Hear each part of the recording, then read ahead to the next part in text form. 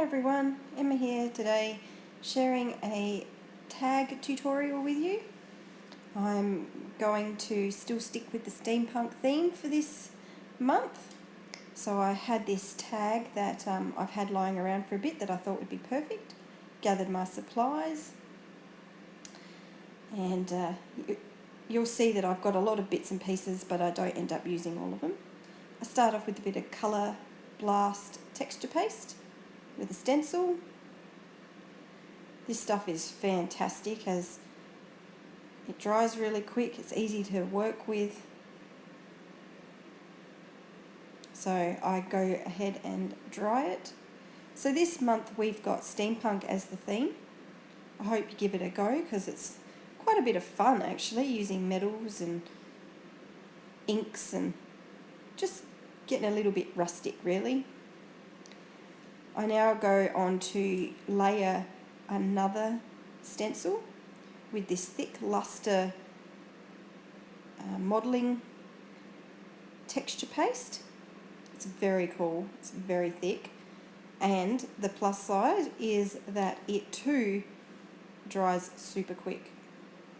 So I'm showing you how I build my layers. So as you can see, it dries pretty quick. And then I'm going to start using my distress oxides. These things are awesome. If you haven't had a chance to play with them yet, I really recommend that you get yourself some and have a play. And I've started off with the antique linen just to give it a bit of that neutral blending colour. Now I'm using the cracked pistachio, and I've gone with the green, which isn't a traditional steampunk colour, but I really love the way it looks on this. And a little bit of bronzing spritz that I've watered down to splatter around. Again, I'll dry that off.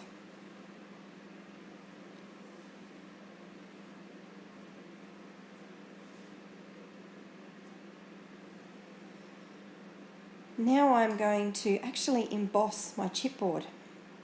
And I'm going to do something a little bit different and use my distress oxide and embossing powders together. And I've noticed that when you work super fast with the distress oxide and embossing powder, it comes out really cool. I love the effect. The metallics in the embossing powder and everything sort of I don't know, stand out more maybe. And you don't have to be perfect because you're using a colour on your chipboard too. And so that comes through with your embossing. And it's done. That easy.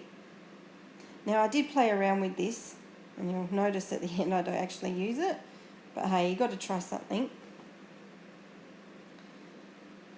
Now I'm going to start building my layers of stamps. I think I use 4 or 5 different ones, and I don't use the full stamp, I just use portions of it. And I've gone with the steampunk theme of clocks and cogs.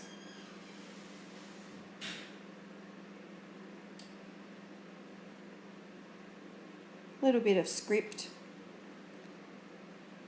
And I'll just start playing around with my embellishments, placing it where I need it.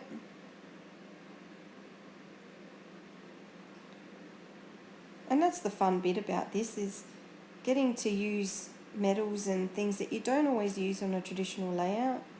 I know I don't anymore. For a while I used to play with them a lot, but I don't always get them out anymore, so using steampunk is a great way to use up some of the metals that you start to collect over time. So I use, again, the cracked pistachio, and I give it a bit of a heat blast just so that the ink sets quick. So now I'm just placing all my embellishments. I get a bit of thread. Again, it creates another layer.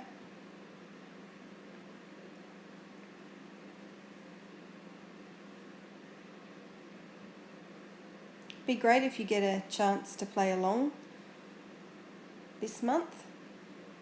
I'd love to see what you come up with and how you interpret the steampunk theme.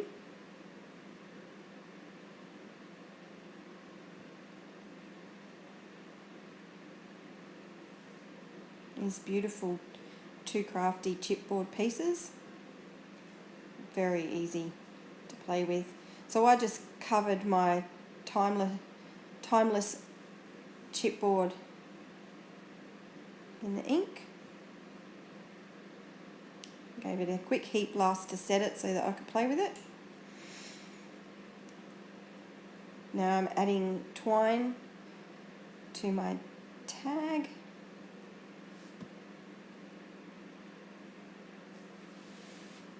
Got a bit fiddly.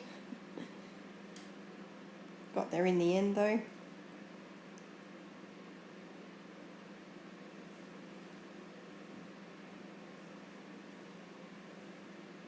And I kept them all different lengths so that it gave a bit of interest. And now I am creating a title. This is actually a steampunk quote. I really loved it. I found it on Pinterest and I thought it would be perfect for this tag.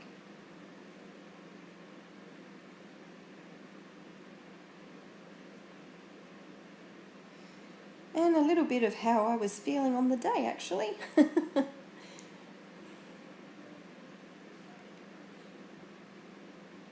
So, just putting it in place.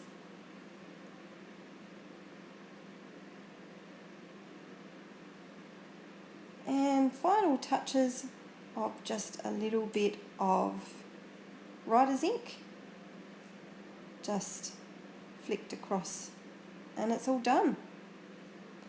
So I really do hope you enjoyed, and I've given you a bit of a tip on what you can create, and I really look forward to seeing what creations that you come up with this month.